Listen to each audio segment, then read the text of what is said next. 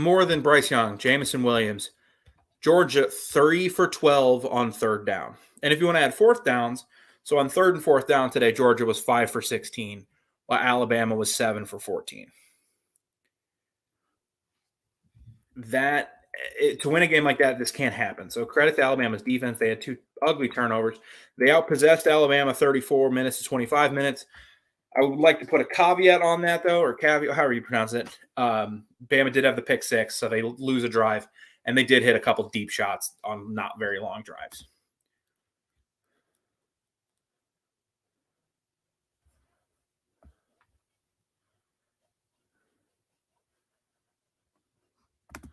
I'm not quite sure, but I wish I could know. Because the O-line, that was a 180-degree turn. They were very good today. Now, the run game wasn't explosive. It wasn't, they weren't breaking off huge gains. They still ran for, 4.5 yards a carry. But you just take the running backs, 22 carries for 76 yards is nothing special, but it's over 3 yards a carry, and it's putting Bryce Young and the offense in advantage situations.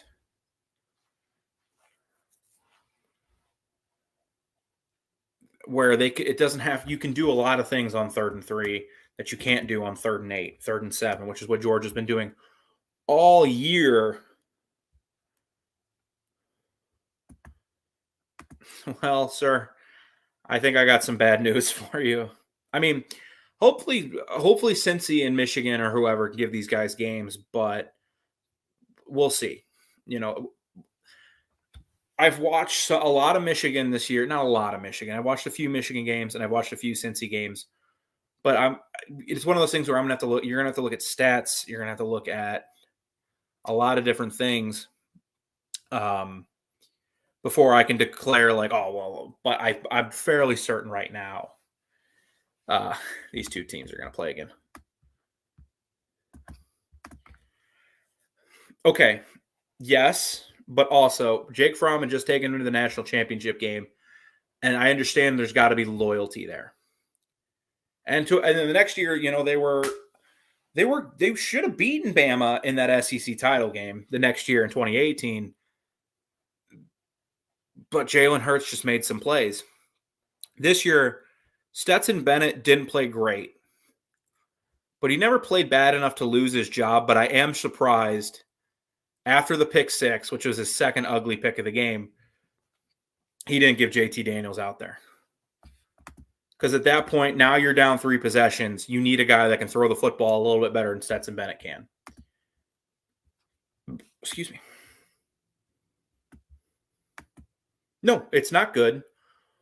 But what quarterback left is going to abuse that? There's no quarterback in the college football playoff that's projected to make it. So Cade McNamara, Desmond Ridder, and Stetson Bennett that can abuse that. There's none.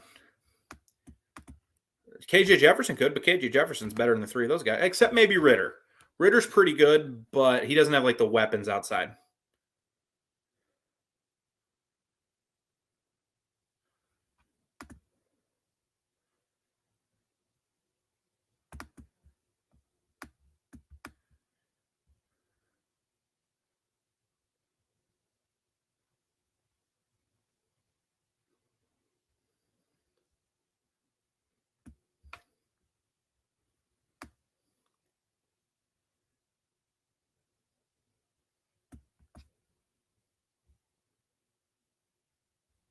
This year, I understand.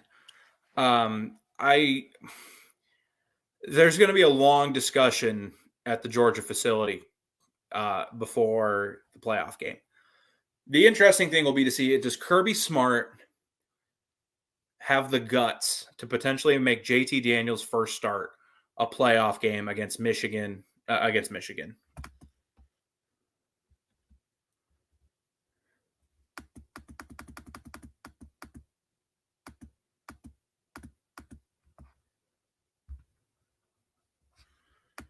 Uh, were they? Was that because that's the team that got smacked by LSU in Death Valley, which it happens. So I'm not gonna harp on that too much. I just don't remember individual talent. Like who did they miss? Who were they missing from 17 to 18?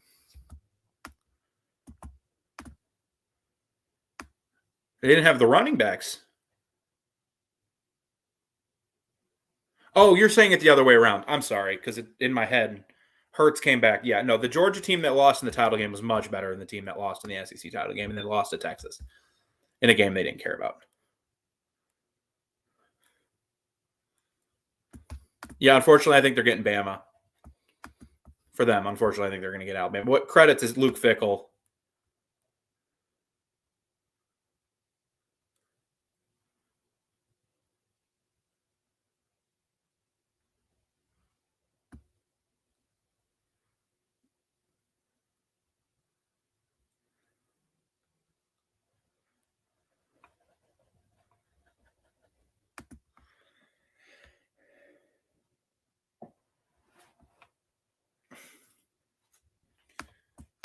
He was replaced because he got injured. He's always injured. He got injured, and then who was the backup that year? They had a backup come in and play really well, and then he got hurt, and Slovis took over.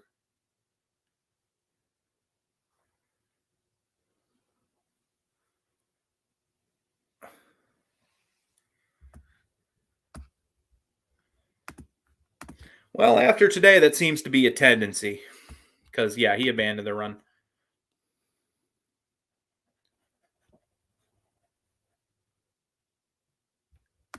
I appreciate that.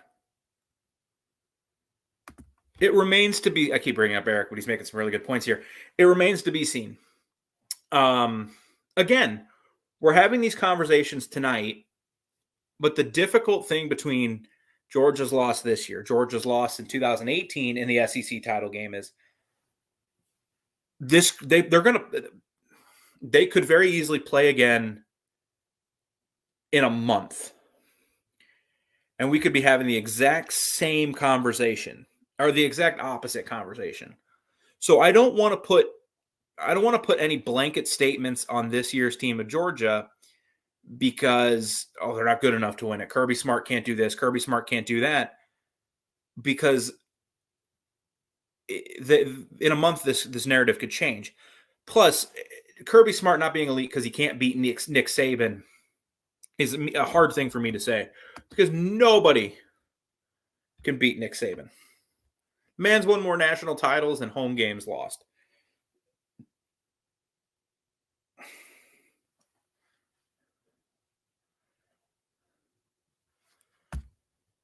For those that aren't Alabama fans, not soon enough, Nick Saban.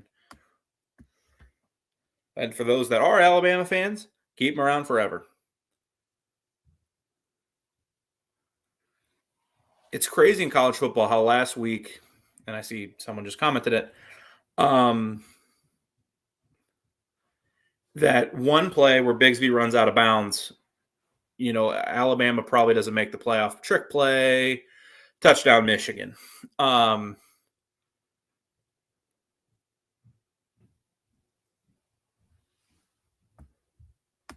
Who said that? It wasn't me. I've been defending UGA. Come on now.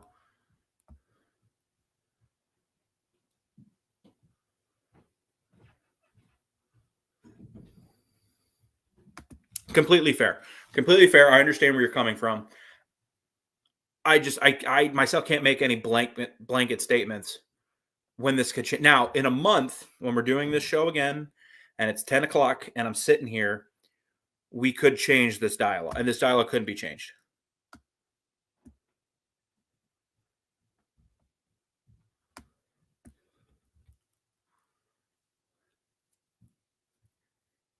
The dialogue could change in a month, or it couldn't. Very fence riding thing to say, but when these two teams might play again soon, I don't know what to judge. Could Georgia flip the score? Well, they probably won't score 41, but could they win? If they win in a month, what are we going to talk about? Hey, they finally did it. But Nick Saban's never lost to an assistant that's making under like what? What is Jimbo making now? 9 million, 10 million?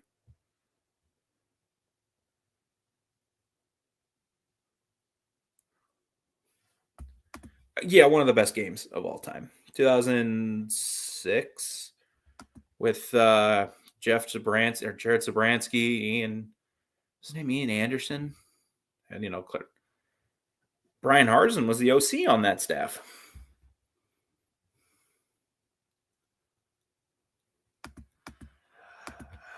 Good question. No, Notre Dame's not. Notre Dame isn't jumping. Georgia's not falling back 4 spots because they lost to the number 3 team. They're not. And Notre Dame didn't play today didn't help their cause. This is one of those years that Notre Dame not being in a conference is really going to bite them in the butt. Really going to bite them in the butt. Because if they had played today, you could argue for them over Georgia. Probably you couldn't argue for them over Cincinnati because Cincinnati beat them and the games have to matter. But yeah, rough year for Notre Dame. But the thing with Notre Dame too is this was supposed to be like a retool year. 2, 3, it doesn't matter. What the number one, the difference between 1 and 2 matters, and 3 and 4, but 2, 3 doesn't matter. Nice throw, Spencer Petras.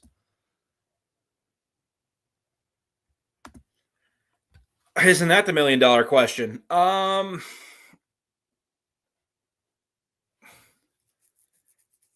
Just happens sometimes. I couldn't tell you. Like I said, I've watched every Alabama game this year, and that was the best game Bryce Young's ever played. Can he do it again in a month? I don't know. You would like to think so because he's such a good quarterback. And I think part of that too is the grind of the SEC wore on him, and it's not hard to get up for an SEC championship. But the correct answer is no clue.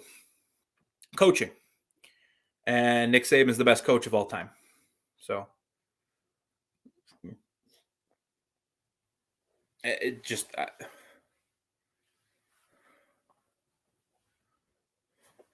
he's the best scheme of all time. Well, I think it'd be the reverse. I think the committee would do everything to get Notre Dame in over Cincinnati.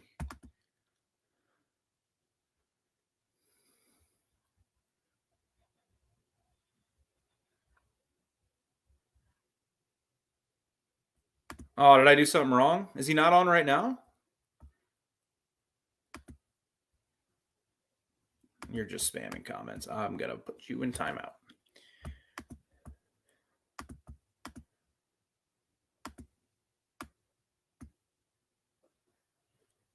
But again, lots of credit has to go to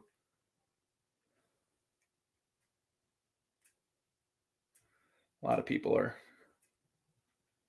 calling this as a setup for the SEC. Well, maybe some other teams should have tried winning games. I don't know. Let's see. Bama loses to not ranked team. They were in the top 15 at one point. Falls 1 spot. OSU falls to 7. It falls 5 spots. Charles, I'll give you the reason why, and you're not going to like this reason. Bama lost a weird game on the road by a field goal. Now, Texas A&M did not finish the year strong, and I'll grant that, but they lost a game on the road by a field goal. Ohio State got punked by Michigan, and they got punked by Oregon. So an Oregon team that got punked by Utah twice. So that's why Ohio State fell.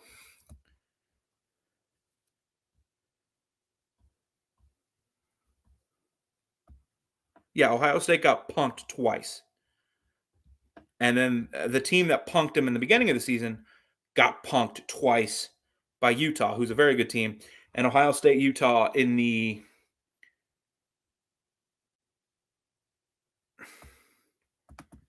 Same, completely. Um, uh, they got Ohio State, Utah is going to be a fun one if everybody plays because they blitzed. Yeah, I might. I'm not going to completely disagree with you there.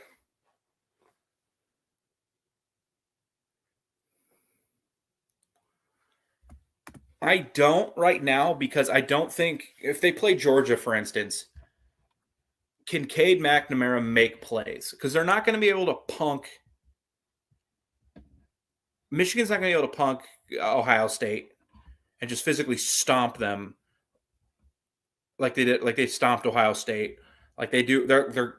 They've done so often this year because Georgia's run D is still elite. Can Cade McNamara make plays? I don't know.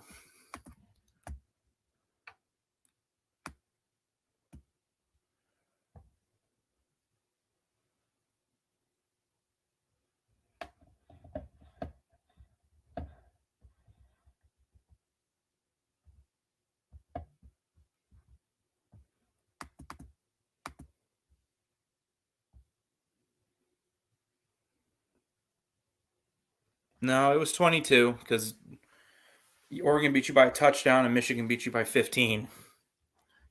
And you lost 2 games. So, no, Ohio State doesn't deserve to be in the playoff over Georgia or whoever. I don't hate Ohio State. I have a friend who's a huge Ohio State fan. So, he can be annoying, but I don't hate Ohio State for any real reasons than other they're an excellent team year in, year out. But maybe consider beating Michigan or stomping Penn State, stomping Nebraska, whatever.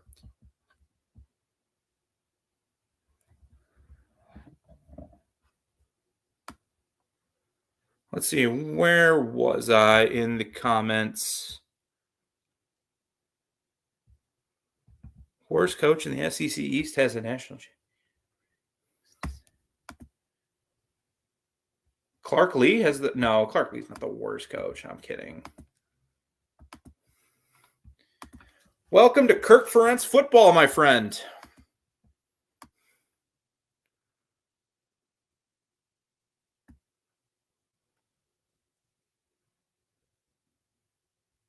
I mean, I would call giving up like 300 yards rushing punked, and your defensive line getting pushed 6 yards off the ball every play punked, but maybe not in the score. But Michigan wasn't going to lose that game because they were just doing whatever they wanted to offensively.